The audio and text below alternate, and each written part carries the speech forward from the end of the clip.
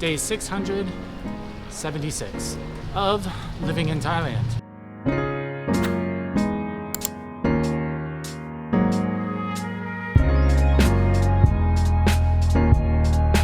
Day 676 of full immersion, boots on the ground, first time visitor. Have I learned as much Thai as I probably should in all reality? Well, that's debatable, but I'm not good for nothing. So after 676 days, what have we learned? So after 2 years, which is pretty crazy to think about, honestly, doesn't seem like it was that long ago that I just kind of started selling all my stuff and bought a ticket, and before I knew it, here I was. Now, especially after you spend enough time here, you will learn, as I have, that Thailand is just Thailand. Once you spend enough time here, you're gonna encounter some things, some systems, sometimes just the way things are, and you might be a little bit frustrated, or you might, wish it went another way, maybe a way that you're more used to or you think is better for whatever reason.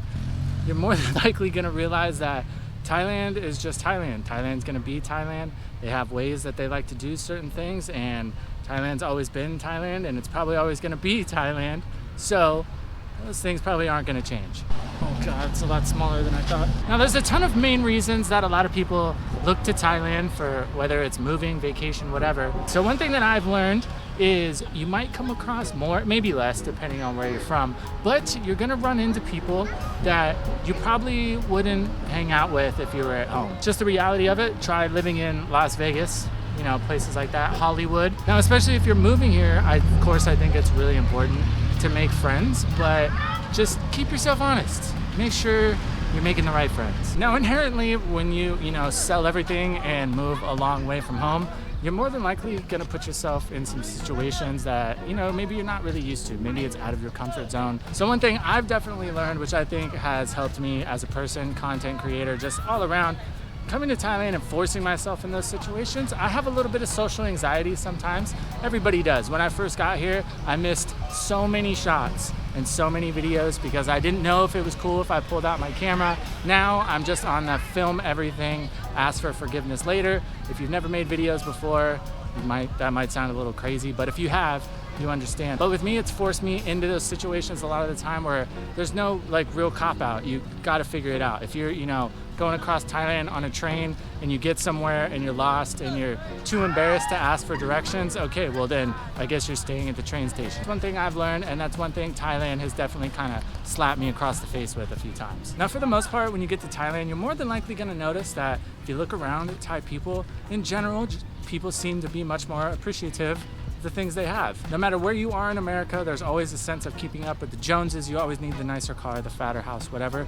Now, that's not to say materialism doesn't exist in Thailand. Of course it does. But on your day-to-day, it just seems like Thai people are just more comfortable with whatever they have, appreciative, and that kind of just wears off on you after a while, which is definitely good for me. I've gotten caught up in it, just like we all have, feeling like you always gotta have a new phone or whatever. Be, a little more humble, a little more appreciative. Now, if you've watched this channel long enough, you'll know that things rarely go as planned. Now, a lot of the time, at least for me, this is my fault because I'm an idiot and don't really like to do research or for whatever reason.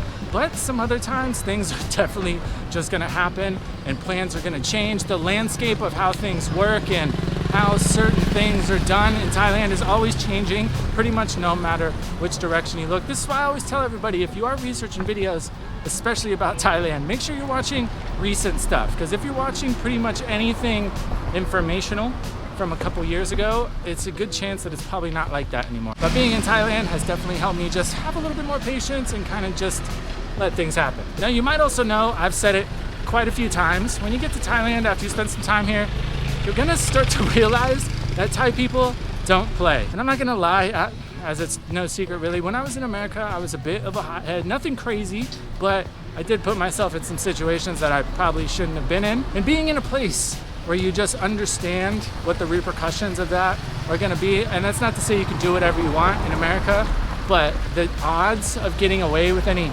real tomfoolery in Thailand is really low. So maybe if you're kind of in the same boat, maybe that's something you want to work on. Thailand can be a good cure for that.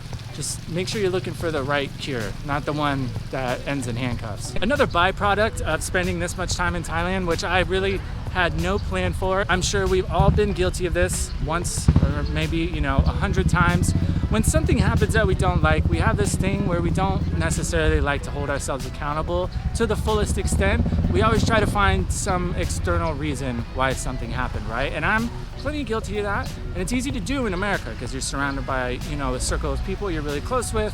Everything's in touch, so you feel like you got that safety net. When you kind of just bail to a new country, you know what I mean? That kind of falls away. So for me, that's definitely helped me, kind of keep the ducks in a row, have a little bit more accountability because you don't really have as much to fall back on. It's not like, if it really hits the fan, I can move in with my friend for a month or two. If you move like 10,000 miles away, the odds of that dip dramatically. Now, not just specifically Thailand, but I feel like international travel or any real way that you can find to kind of pull away that safety net, kind of get away from the things that you might be crutching on or things that you really need to work on. When it's 2 p.m. here, but it's 2 a.m. at home, it's kind of hard to surround yourself with yes men or people that are not giving you the best advice. So for me, almost 2 years later, plenty of positives. So 676 days, let's just say I'm thankful.